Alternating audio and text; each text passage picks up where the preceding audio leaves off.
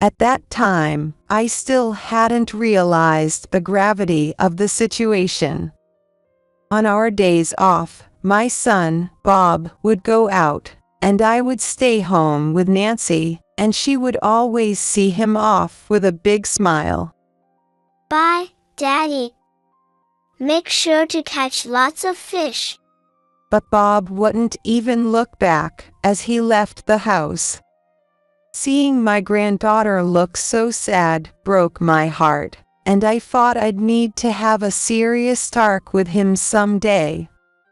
It was one of those typical days off, after we finished lunch and Nancy had gone down for her nap. The phone rang loudly in the house. Is this the Turner household? This is the police. The police. Am I speaking with the family of Bob Turner? After hearing the situation, my legs gave out, and before I knew it, I collapsed right there. Bob had been swept away by the waves. He was missing. What will happen to Nancy? I was lost in thought, unable to keep up with my own mind. Do you think Daddy will be home soon? I squeezed Nancy's hand tightly. 3 years later, it's finally Nancy's first day of school. I headed to the elementary school with Nancy, who was proudly wearing her new light blue backpack. Nancy spotted a friend from her preschool and smiled shyly when their eyes met. After the assembly, as we headed to her first classroom, I suddenly saw a familiar figure in front of me. The man looked just like Bob. Beside him was a mother holding hands with a little boy, both looking cheerful. It must just be a coincidence, right? As I was watching them, Nancy tugged at my sleeve. Grandma, what should I do with my shoes? Okay. I helped Nancy find her locker and change into her indoor shoes. By the time we headed to the classroom, that family had disappeared. My name is Rebecca Turner. I'm about to turn 63 years old. Today, I'm here by the sea with my son Bob and his daughter, Nancy, for a day of fishing. Bob is sitting alone on the pier, casting his line into the water. Nancy is next to me, splashing her hands in the bucket of seawater we collected. It's so hot. Even though it's only May, I can feel the sun burning my skin. Grandma, are you okay? Nancy looked up at me, her face full of concern. I didn't think I was that old yet, but to her young eyes, I must have looked like I was struggling. I'm fine, sweetie, thank you. I smiled at her, and she quickly turned her face away, running off toward her father. Daddy. Bob let Nancy hold the fishing rod, placing his hands over hers. It looked like he was protecting her from everything, holding her close from behind. That day, Bob had suddenly shown up at my house with Nancy. Her mother had left with another man. When they got married, when Nancy was on the way, and even after she was born, Nancy's mom was always smiling. I never would have imagined she'd leave with another man, but it happened. It was just when I had gotten used to living alone after losing my husband and seeing Bob leave the house. I just started to enjoy my freedom and time to myself. But before I knew it, I was suddenly living with my son and granddaughter again. Bob doted on Nancy, but sometimes his face would cloud over unexpectedly. Maybe it was because Nancy looked so much like her mother. I couldn't tell if it was lingering feelings or resentment. Only Bob can truly understand his own feelings. After tracking down the woman who left their daughter behind and having a conversation with her, Bob didn't look happy at all. He had gained custody and decided to raise his daughter on his own. Nancy would grow up without even knowing her mother existed. It had been nearly 2 years since we started living together as a family. Bob had always loved the outdoors. Back in college, he joined a camping club, and before I knew it, the house was filling up with camping gear. Even now, on his days off, he would take us outside to enjoy the fresh air. I'm sure he'd love to go on overnight camping trips, but with a 2-year-old daughter and a mother in her 60s, it's tough. So, we've settled into a routine of going fishing at this pier, which is just about an hour from home. I sometimes think that if I were just a bit younger, but honestly, I'm starting to worry about my stamina. I'd much rather spend time relaxing in a cool room. When Nancy gets a little older, I hope the two of them can go out and enjoy themselves to the fullest. A year later, Nancy started preschool. With more time to myself during the day, I finally had a bit of freedom to unwind. This must be how all the other moms manage their lives with kids. I might have been like that once, but it's been so long that I can hardly remember. I'd prepare a meal I liked for lunch, take a quick nap, and then head off to pick Nancy up from preschool. By the time Bob got home, I'd have dinner ready, and we'd all gather around the table. On the weekends, we'd go out and do things together. Isn't that the picture-perfect image of a family? Even without a mother, we were functioning just fine. I thought this happy life would continue forever. One morning on a day off, as Bob was getting ready for another fishing trip, Nancy started to fuss. She'd never acted like this before, so I was surprised. "What's wrong, Nancy? Let's go fishing with Daddy." Bob spoke to her in his gentle voice. No. I want to stay home. Her face was about to burst into tears as she stomped her feet. But Grandma's going to. I joked, but that only made the tears spill from Nancy's eyes. This wasn't good. She's not usually one to throw tantrums. Something was definitely up. Before she could start wailing, I turned to Bob. "I'll stay home with her today."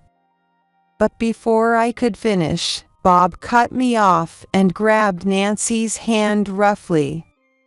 He yanked her toward the door, dragging her while she cried. "Bob, stop." I pulled Nancy away from him, holding her tightly as I scolded him. "Don't pull on a little girl's hand like that." I told Bob that there was no point in forcing Nancy to go if she didn't want to, and if he wanted to go so badly, he could go alone. Humph. Bob stomped out of the house, making a show of his frustration. Nancy stared after him in shock as he sulked his way out the door. "It's okay, Nancy. I'm sure Daddy will be in a better mood by the time he comes back." There was no real guarantee of that, but at the time, I believed it would be fine. To help calm Nancy down, I asked her why she suddenly didn't want to go. She'd never acted like this before. At preschool, I like to draw. At first, I didn't understand what she meant, but it seemed Nancy preferred staying indoors. Now that I think about it, her preschool teacher had mentioned something like that. I'd have to talk to Bob about it when he got back. And so, Nancy and I enjoyed our day off at home. When Bob returned, he just nodded silently as I spoke, didn't apologize to Nancy, and quickly went off to take a shower alone. Nancy looked a bit guilty, but it wasn't something she needed to worry about. It's okay. I still hadn't realized how serious things were. From that day on, I saw less and less of Bob spending time with Nancy. They still ate and slept together as usual, but when the weekends came, Bob started going out on his own. I didn't force Nancy to go with him because I wanted her to do what she enjoyed. In fact, I thought Bob, as her father, should have taken more interest in what Nancy liked to do. But whenever I tried to bring it up, Bob's mood would sour. He never raised a hand to either of us, but his movements became noticeably harsher. Like a child sulking. Nancy must have sensed something was off, because whenever Bob left the house on weekends, she would cheerfully send him off. Bye, Daddy. Catch lots of fish. But Bob, as always, would leave in silence, showing no interest in his daughter's sweet gestures. Do you think Daddy doesn't like me anymore? It was a Saturday morning when Nancy murmured those sad words. I couldn't just stand by any longer. Daddy could never stop loving you. I tried to encourage her and asked what she wanted to play. Drawing. She lit up with a bright smile and immediately started drawing something in her sketchbook with crayons. How could Bob ignore such a sweet child? It's bad enough that she doesn't have her mother, and now her father's ignoring her too. I have to understand her sadness and fears. I was determined to sit down and talk seriously with Bob when he came home that evening. Just as Nancy was napping after lunch, the phone rang loudly in the house. These days, with cell phones everywhere, it's rare for someone I know to call the house. It's probably another spam call. Hello. I answered the phone bluntly. I was ready to say, "We don't need anything." As soon as the person on the other end started their pitch, but instead, I heard a business-like voice. Is this the Turner household? This is the police. What? My voice cracked in surprise at the unexpected caller. The police. What in the world could be happening? Am I speaking to the family of Bob Turner? Sensing my confusion, or maybe just used to situations like this, the officer on the other end spoke a bit slower. Yes, has something happened to Bob? When I heard the details, my legs gave out, and I collapsed right there. I could hardly believe what the officer was telling me. I almost thought it was a prank. Are you okay? I couldn't even respond to the officer's concerned voice. Bob had been swept away by the waves. He was missing. I was told to come to the police station to complete some paperwork, and then the call ended. How long did I sit there, stunned? Grandma? What's wrong? Nancy, who had just woken up from her nap, was rubbing her eyes as she slid open the door to the living room. What will happen to Nancy? I tried to think, but my mind couldn't keep up. Do you think Daddy will be home soon? On the table in front of me was a drawing Nancy had done this morning. In it, she and Bob were holding hands, smiling happily. Then it hit me. At the very least, I have to protect Nancy's smile. This sweet granddaughter in front of me, I have to keep her safe. I didn't know what had happened to my son, but I couldn't let Nancy feel scared. She couldn't see me falling apart. I pulled myself together, took Nancy's hand, and headed for the police station. On the way back from the station, I tried to speak cheerfully to Nancy. But her face remained gloomy. She was only 3 years old. Or maybe already 3. She could probably sense the gravity of the situation, even if she didn't fully understand it. That her dad wasn't coming back. It's okay, Nancy. I tried to comfort her, but my words trailed off because I had no certainty that Bob was safe. Even though we filed a missing person report, if he's been swept away by the waves. If they don't find him soon, I can already imagine the worst outcome. When we got home, neither of us had any appetite, and we ended up falling asleep, huddled together. Please, let there be news by tomorrow morning. Please, let me see Bob and Nancy laughing together again. That's all I wished for. But reality was cruel, and no matter how much time passed, there was no news of Bob's safety. Eventually, Nancy started waking up in the middle of the night, becoming sensitive to any noise. She would rush to check every little sound, thinking her dad might have come home. This is too much. It wasn't just Nancy. I wasn't in a good mental state either. Before I lost the ability to think clearly, I sat down to talk to Nancy. Nancy, Daddy isn't coming home anymore. I tried not to use harsh words. He's gone very far away. I felt like Nancy's eyes changed as she looked at me. Staying here will only make us sadder, so why don't we move to a new home with Grandma? I wasn't sure if I was saying it for her or convincing myself. But we couldn't stay like this forever. Sometimes, you have to find the courage to move forward. Nancy nodded without saying a word.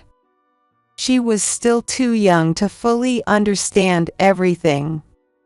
That's why I had to be the one to support her. So, I let go of the house and land my husband had left behind, and Nancy and I started a new life somewhere else. It's been 3 years since we moved to this place, where we had no prior connections. This spring, Nancy will start elementary school. When we first moved, Nancy spoke very little and kept to herself, but with the support of so many kind people, she gradually started smiling more. I'm going to give this to my teacher tomorrow. Tomorrow is her preschool graduation. Nancy was happily writing a thank you card to her teacher. That teacher had been so understanding of our situation since we moved and had been with Nancy all the way through preschool. Her friends at preschool were kind and cheerful, and I felt like we had made the right choice coming here. After Nancy fell asleep, I stared at Bob's picture. Where did you go?" I still believed my son was alive somewhere. They hadn't found a body or even a single item of his belongings. I couldn't bring myself to accept his death when everything was still so uncertain. With a sigh, I slipped into the bed next to Nancy, who was fast asleep. A few days later, it was finally Nancy's first day of school. I headed to the elementary school with Nancy, who was proudly wearing her new light blue backpack. As we arrived at the main gate, some moms from Nancy's preschool greeted us. While chatting and heading to the gym, I noticed a few new first graders and their parents scattered around. Nancy spotted a friend from her preschool and shyly smiled when their eyes met. After the assembly, as we walked toward her new classroom, I suddenly saw a familiar figure. The man looked just like Bob.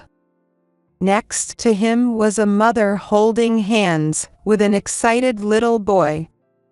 It must just be a coincidence, right? As I watched, Nancy tugged on my sleeve. Grandma, what should I do with my shoes? Okay. I helped Nancy find her locker and change into her indoor shoes. By the time we headed to the classroom, that family had disappeared. The boy seemed to be the same age as Nancy, and there was no way Bob would be here. Lately, I've been staring at his picture late at night, so I must be reacting to every little thing. Calming myself down, I held Nancy's hand and entered the classroom. I helped Nancy find her seat, then stood at the back of the room. Glancing around, the man I'd seen earlier was nowhere to be found. Guess I'm overthinking it. I absent-mindedly watched Nancy as she sat up straight, listening carefully to the teacher's instructions. Once the orientation ended, everyone was free to go. After taking a few photos with friends from preschool, we changed our shoes and were about to head home when another friend called out to us.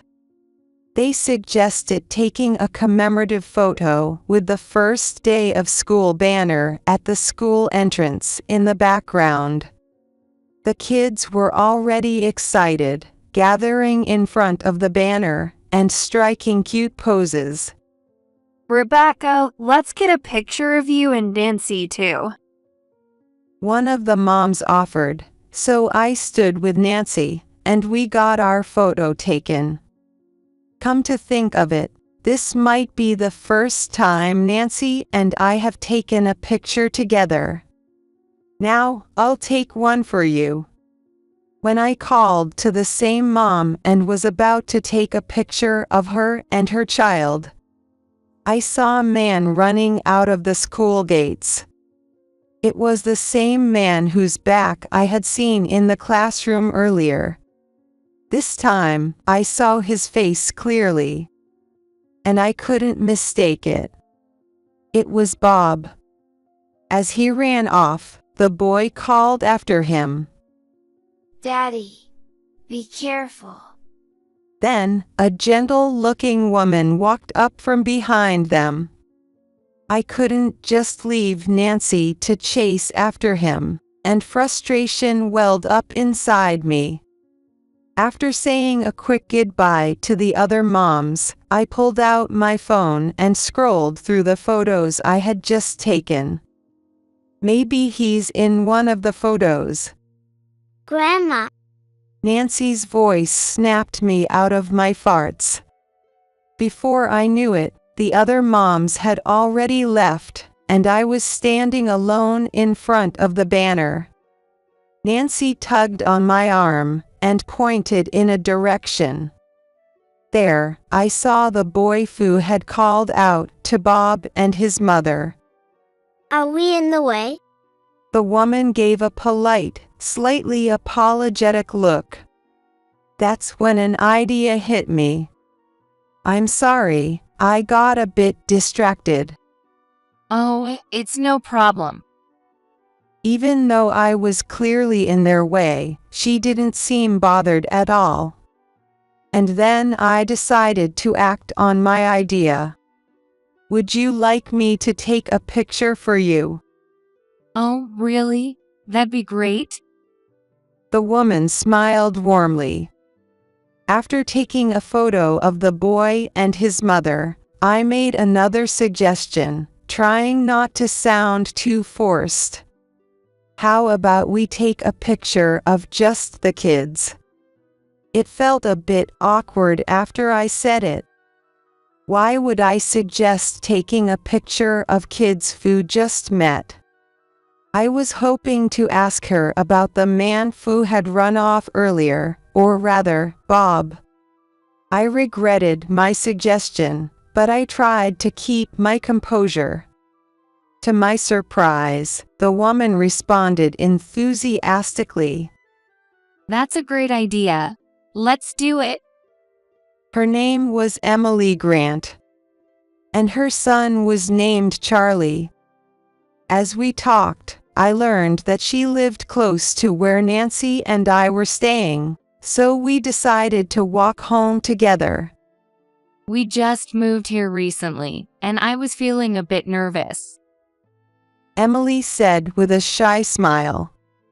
It seems like they are in different classes, but let's keep in touch. Nancy and Charlie were walking ahead of us, laughing and chatting. I wished we could just be friends, without anything involving Bob. I felt a little guilty for my ulterior motives, but I had to ask her something. When we arrived at Emily's apartment building, I gathered the courage to ask for her contact information. I'm raising Nancy on my own, so it'd be great to connect with younger moms like you and share tips. Emily gladly gave me her number, then she and Charlie disappeared into the building. They had done nothing wrong. I prayed that I was mistaken.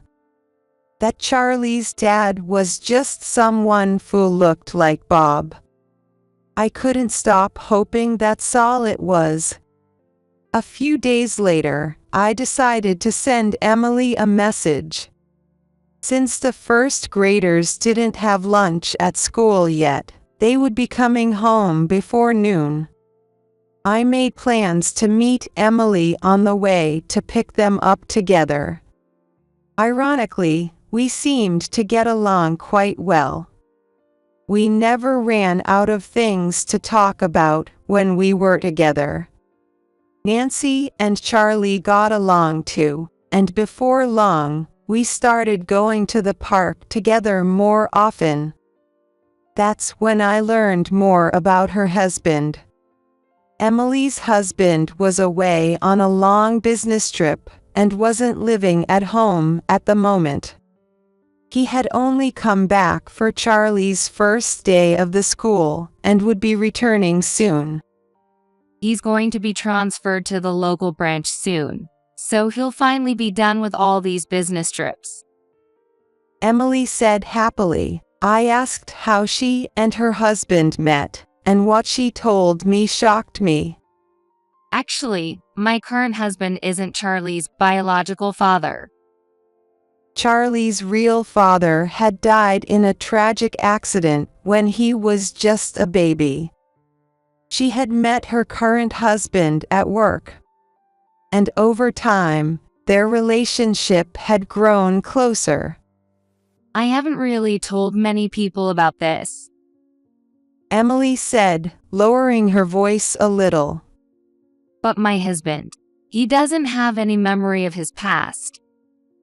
The revelation hit me like a blow. How is that possible?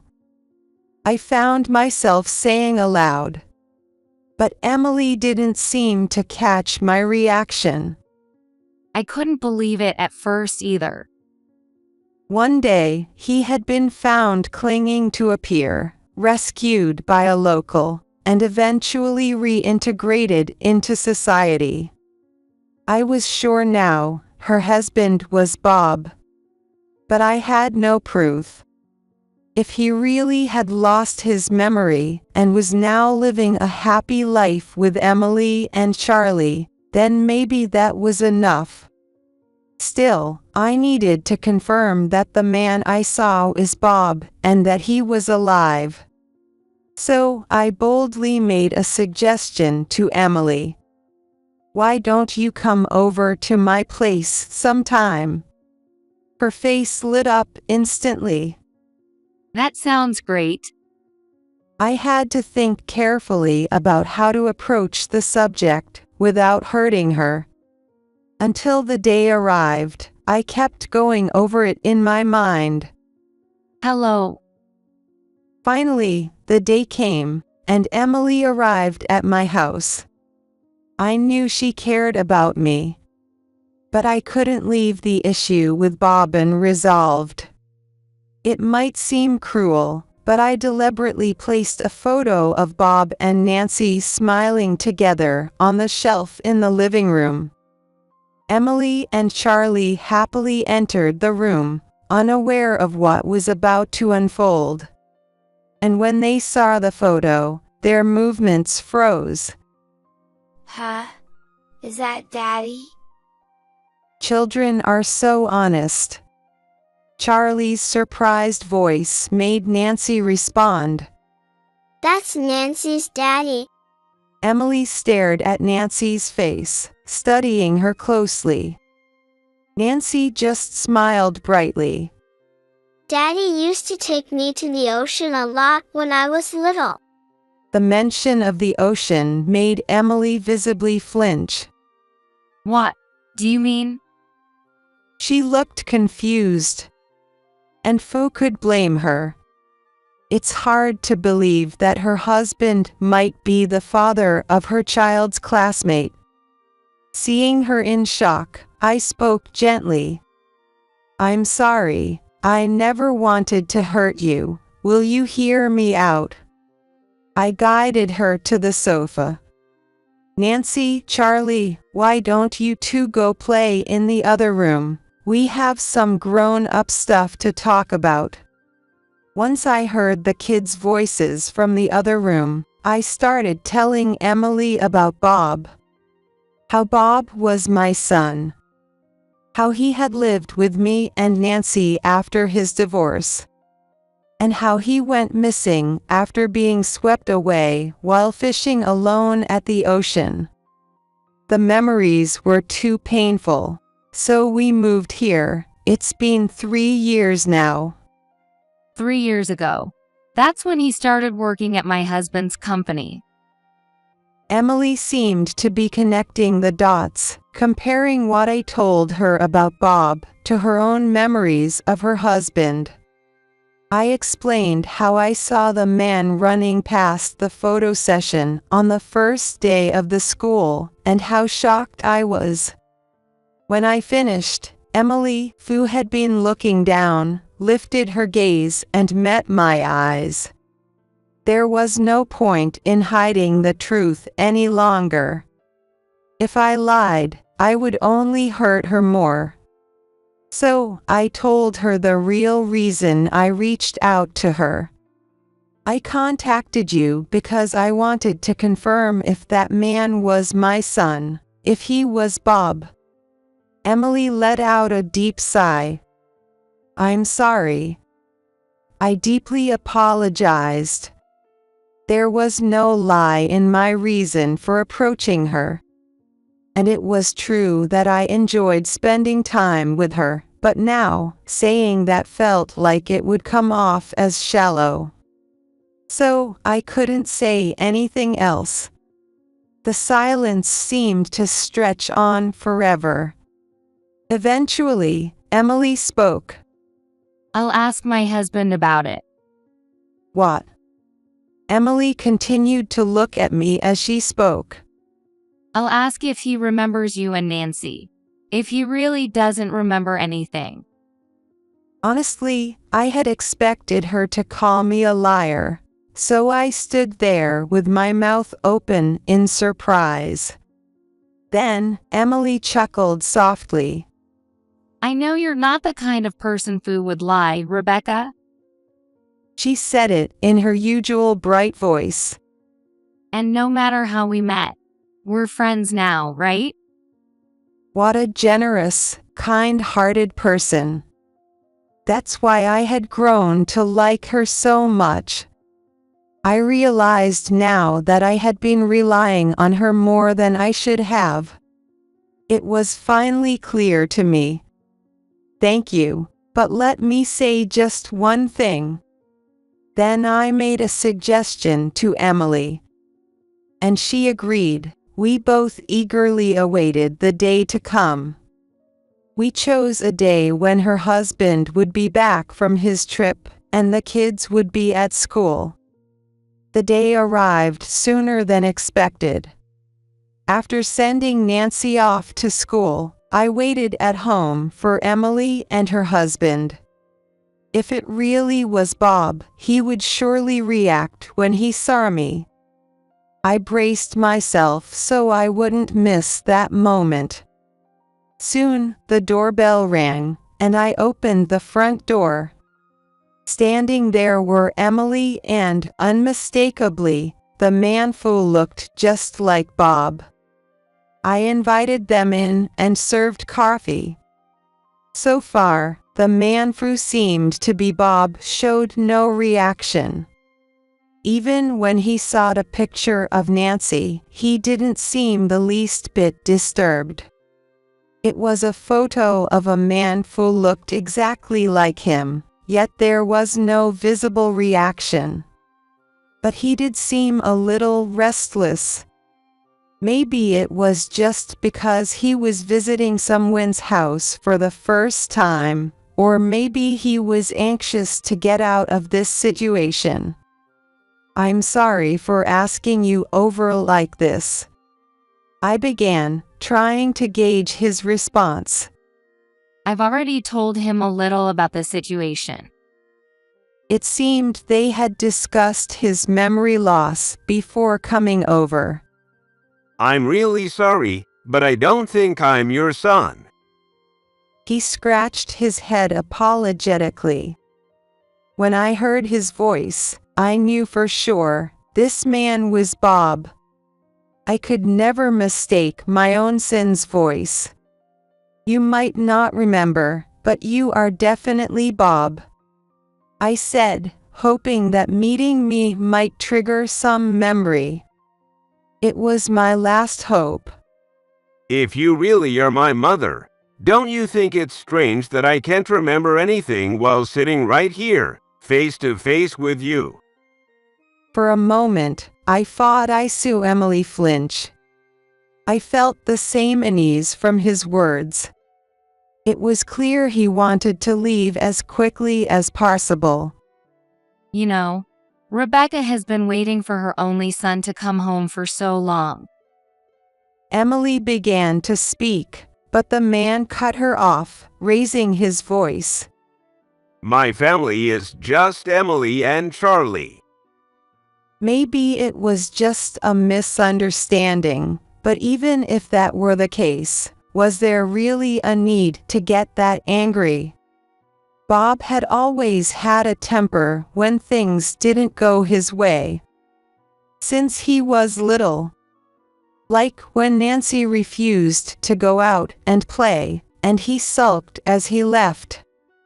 I decided to push a little further. Then, what about this picture? I showed him a photo of Bob with Nancy. Does this bring back any memories? Bob slammed his hand on the table in frustration. I don't remember. I don't know this child.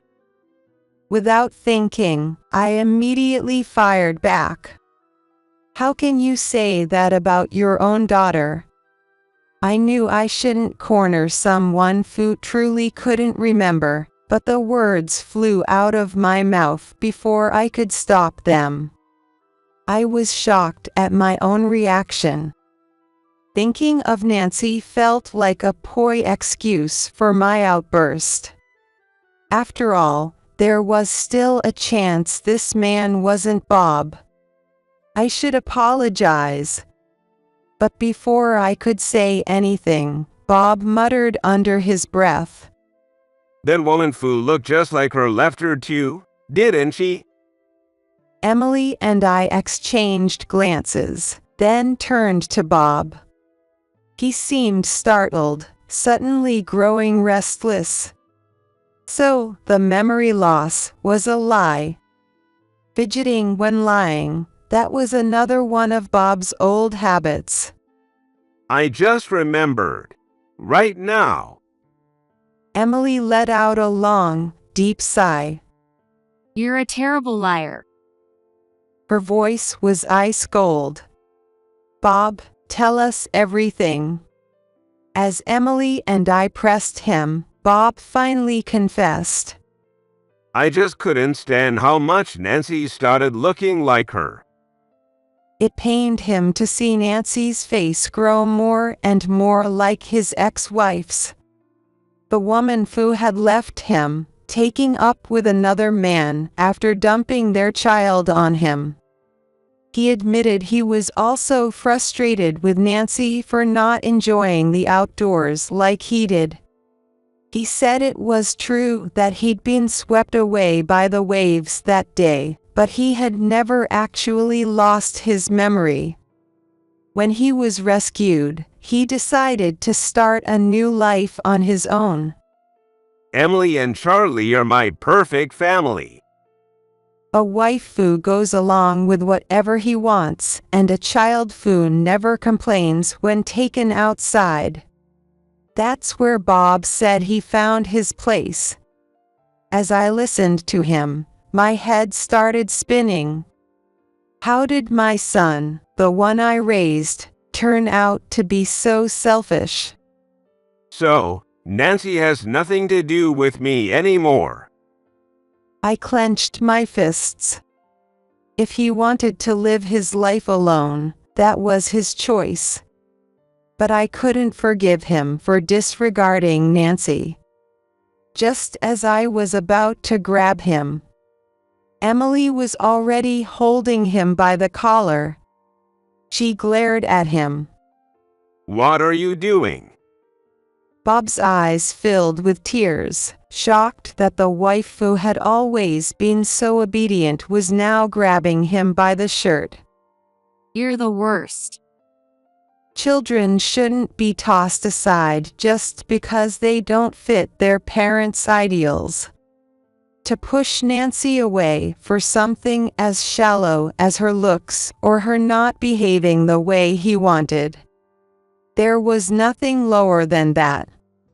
Emily was speaking quickly with a firm attitude, and her meaning was clear.